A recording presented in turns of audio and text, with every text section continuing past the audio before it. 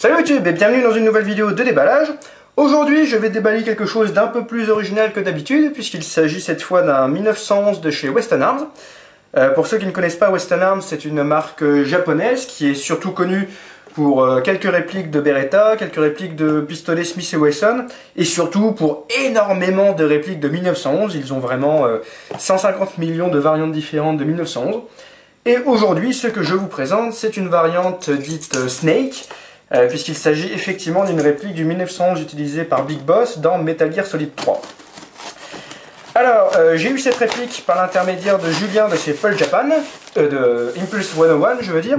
Cela étant dit, la réplique ne provient pas à proprement parler donc de Impulse 101, mais d'un autre site qui s'appelle The Airgun Yard et qui appartient à Kenji, l'acolyte de Julien. Alors, The Airgun Yard, c'est un site qui est vraiment spécialisé dans les répliques très rares, les répliques de collection, les répliques qui ne sont plus produites. Donc c'est vraiment voilà, plus pour les collectionneurs. Là-bas, vous trouverez du Weston Arms, du Tanaka, du Marushin, et même des trucs encore plus exotiques comme du Kokusai, du MGC, du Escort, ce genre de choses. Et éventuellement des répliques de marques plus connues comme Marui, mais plutôt des modèles qui ne sont plus produits. Par exemple, comme le Uzi de chez Marui, mais ne vous attendez pas voilà, à avoir des répliques récentes comme des M4 Sock Mod Tokyo Marui ou ce genre de choses, ça n'est pas le but de The Airgun Yard. Alors j'ai donc payé 46 440 yens exactement pour la réplique, ce qui est ni plus ni moins que le site indiqué sur le prix indiqué sur le site de Weston Arms. J'ai payé 3000 yens de frais de port et 2470 yens pour les frais PayPal. Bien sûr, et comme d'habitude, tous les liens sont disponibles dans la description de la vidéo, donc je vous invite à aller y jeter un coup d'œil. Donc voici déjà la boîte. On peut voir les lettres SCW pour Shibuya Custom Work. C'est le système, on va dire, utilisé par les 1911 Weston Arms, qui utilise le système dit Mania ou Magna Blowback Weston Arms, qui est donc une mécanique spécifique, hein, ça n'est pas une reproduction du système Marui ou du système KSC ou quoi que ce soit, c'est la propre mécanique Weston Arms. Alors, qu'est-ce donc que ceci? Ça a l'air d'être un catalogue. Là, on peut revoir le fameux Beretta de Léon que j'avais déjà acheté précédemment et dont j'ai déjà fait quelques vidéos sur ma chaîne. Là, on peut voir le Kimber utilisé par Sylvester Stallone dans le film Expandable. Je crois que Twist Up des Tactical Black Cats a fait une vidéo à son sujet d'ailleurs. Donc voici la réplique, le bouchon de sécurité, on va enlever. Et donc voilà le 1911 Snake, ou MGS3, ou je ne sais pas exactement quel est le vrai nom de cette réplique au final, de chez Weston Arms. Alors, comme pour toutes les autres marques japonaises, eh bien, on a encore ici une réplique en ABS. Et force est de reconnaître que c'est assez impressionnant ce que Weston Arms est capable de faire avec de l'ABS. En fait, il s'agit ici d'ABS, mais qui est aggloméré, je ne sais pas si le terme exact, mais on va quand même l'utiliser, avec des particules de métal. Et Weston Arms en particulier est particulièrement réputé pour les finitions qu'ils sont capables d'appliquer à leurs répliques.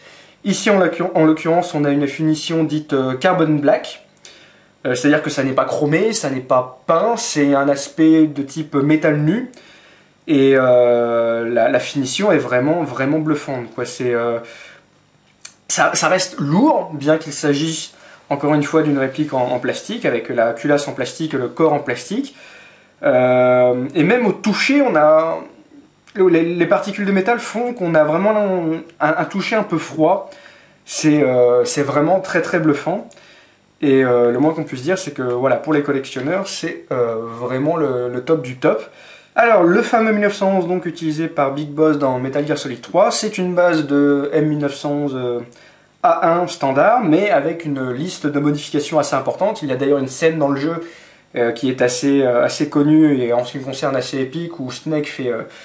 un inventaire exhaustif de toutes les modifications qui ont été apportées. Alors je ne pense pas que je serai capable de toutes les citer de tête, mais on a donc une culasse renforcée par rapport au modèle d'origine avec des lignes de serration sur le côté. On a la sécurité du grip qui a été désactivée, la queue de castor qui a été allongée, le marteau qui a été remplacé par un anneau afin que l'action soit plus rapide, l'arrêtoire de culasse et la sécurité qui ont été allongées, agrandies, le bouton d'éjection du chargeur qui est un peu plus épais qu'à l'ordinaire, les organes de visée qui sont de type 3 points blancs, qui sont plus élaborés que le viseur d'origine, le filetage pour silencieux bien sûr, la queue de détente qui est plus longue et qui, pour certains tireurs du moins, permet d'avoir donc une position plus confortable pour le doigt qui appuie sur la détente. Et la touche finale, eh bien, ça va être les plaquettes de la poignée qui sont évidées. Ça, c'est quelque chose que Snake fait lui-même. L'idée étant que ça lui permet de tenir son pistolet en même temps que son couteau. Alors, il n'y a pas un couteau de ce genre-là, mais l'idée, c'est que voilà, le manche du couteau vient se placer dans le creux ici, et ça lui permet de tenir les deux en même temps. Étrangement, Weston Arms a choisi de faire la modification des deux côtés, alors qu'il me semble bien que dans le jeu, il ne le fait que d'un seul côté. De la même façon, en principe, ce sont supposées des plaquettes en bois, et là il s'agit manifestement de plastique, mais bon, ça reste quand même au niveau de la finition extrêmement impressionnant. Ensuite, au niveau des performances pour les Weston Arms, alors sauf erreur de ma part, ils ont des hop-up fixes, ce qui pour certains est plutôt un défaut. Moi, je n'ai pas forcément d'avis fixé, c'est le moins qu'on puisse dire, à ce sujet, puisque un hop-up fixe, ça peut être quelque chose de très bien au final, pourvu que le hop-up d'origine soit bon en fait. Moi je considère que si la trajectoire est droite avec de la 0,25, mettons, bah, ça devrait être satisfaisant néanmoins.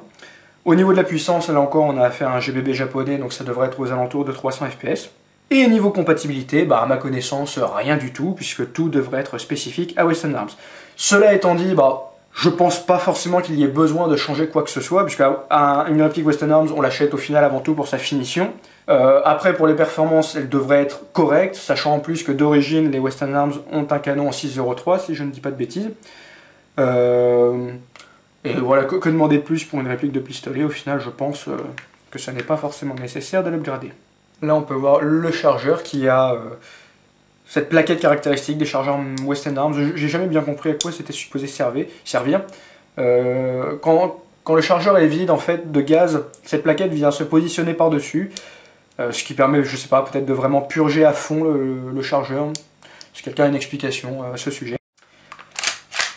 La course de la culasse est assez impressionnante, ou à part la résistance du ressort de rappel, on sent que ça ne frotte nulle part, quoi.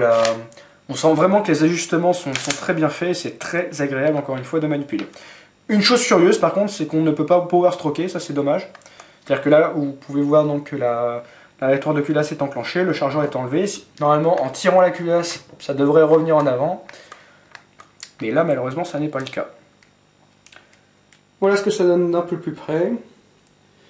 Donc notez vraiment la finition de la réplique, le carbon black comme ils appellent ça, qui est vraiment, en ce qui me concerne, magnifique.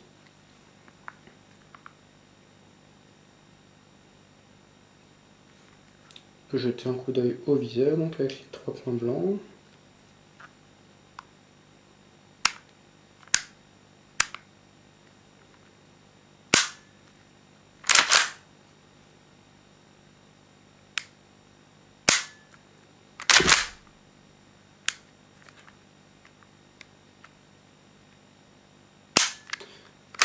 Il n'y a pas vraiment de course, on sent tout de suite une résistance et après le coup part.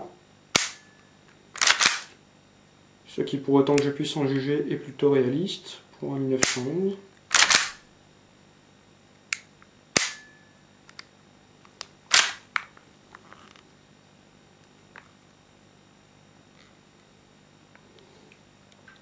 On n'échappe pas au petit logo ASGK tout de même. Voilà, en somme, je n'avais jamais montré de réplique, enfin de 1911 Weston Arms sur ma chaîne, et je pense que c'est quelque chose qui manquait. Ça faisait longtemps que j'avais envie d'acquérir un de ces engins-là. Et donc merci à Kenji de The Airgun Yard de m'avoir permis d'acheter cet engin-là. Donc bien sûr, je vais faire une vidéo de tir comme à mon habitude. Et donc vous pourrez voir à ce moment-là à quoi ça ressemble au niveau tir, au niveau performance et au niveau puissance. Voilà, merci d'avoir regardé cette vidéo, et moi je vous dis à une prochaine fois pour la vidéo de tir. Salut!